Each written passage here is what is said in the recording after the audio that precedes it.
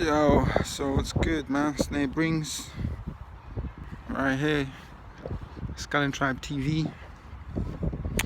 So today I'm gonna talk about a story about um, when I almost died.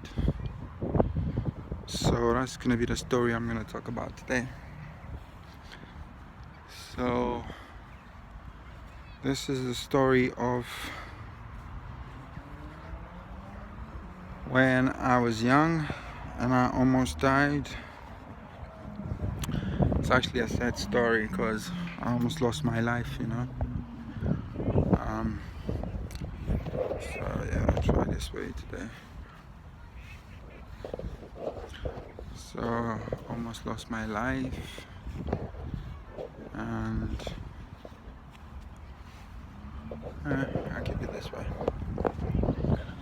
And it's sad, man, because none of my family members knew about it. I never told no one.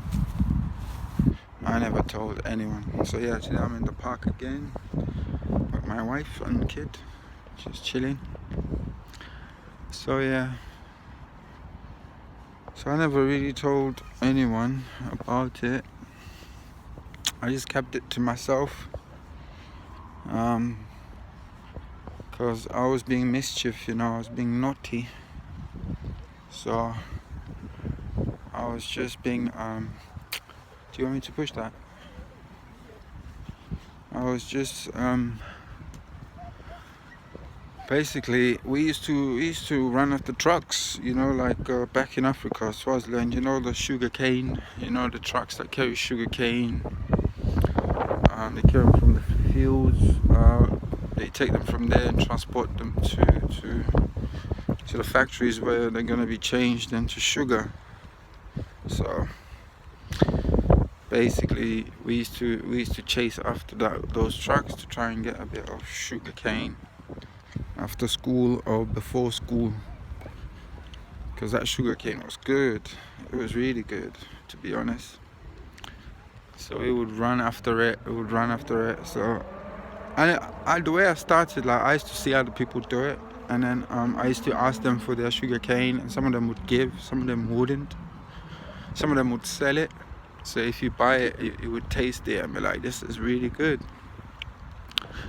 And so I decided one day, like I didn't have any money, I decided one day I'm gonna just go for it and start running after the truck and get my own sugar cane. So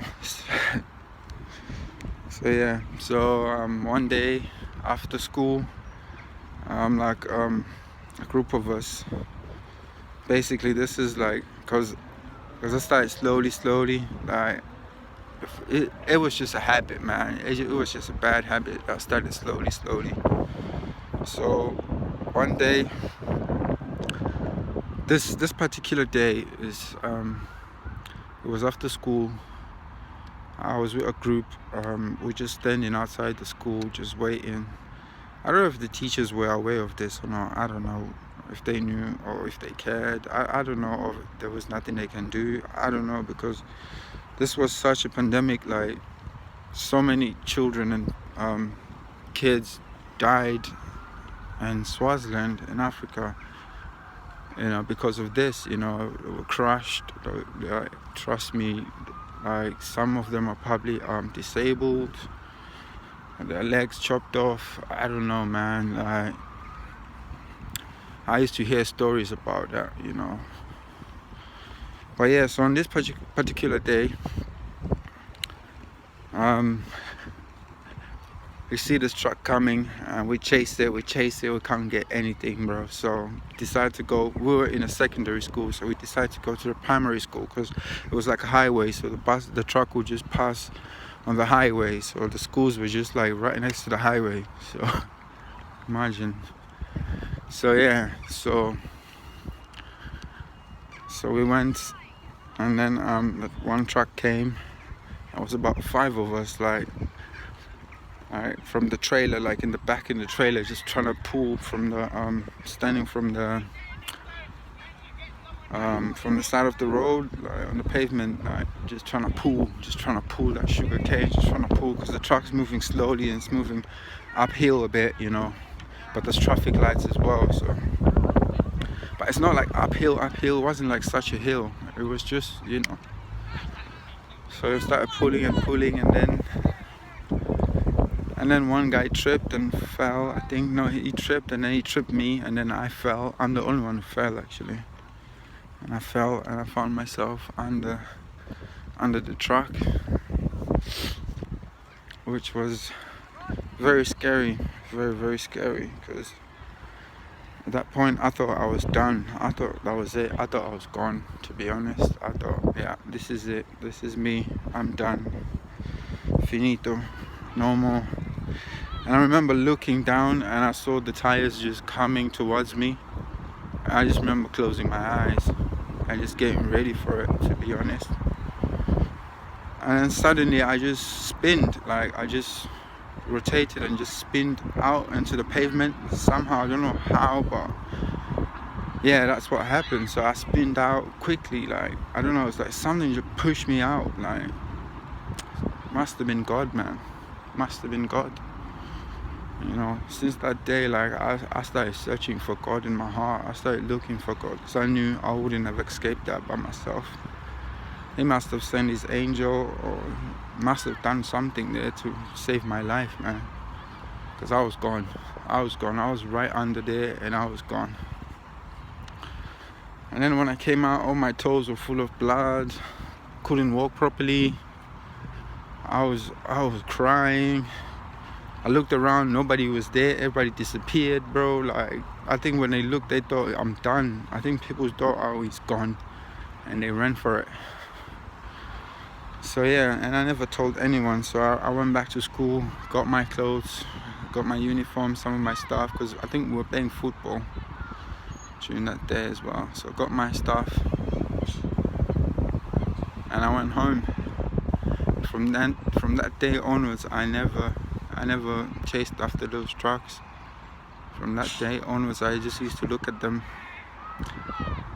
I just stopped. I just literally stopped. I couldn't do it anymore. Yeah, that was such an experience. I'll never forget. I'll never forget the day I almost died. So I thought I could share that story with you guys. You know, sometimes we think, oh, we have it all sorted.